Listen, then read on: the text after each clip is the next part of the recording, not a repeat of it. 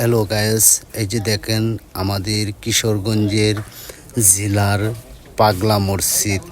দেখেন কত মানুষ বিভিন্ন ডিস্ট্রিক্টের থেকে এখানে আমাদের কিশোরগঞ্জের পাগলা মসজিদে প্রবেশ করে আসে শুধু নামাজ পড়ার জন্য। আর যার মনে যা বাসনা তা আল্লাহ তাআলার কাছে চায়। আসলে এটা এমন একটি জায়গা যেটা মনকে বোঝানো যায় না। যে আসেন না কেন এখান থেকে যেতে মন চাবে না, কারণ ওখানে নামাজ পড়তে গেলে খুবই মনটা একদম আনন্দ লাগে এবং সাদা হয়ে যায়।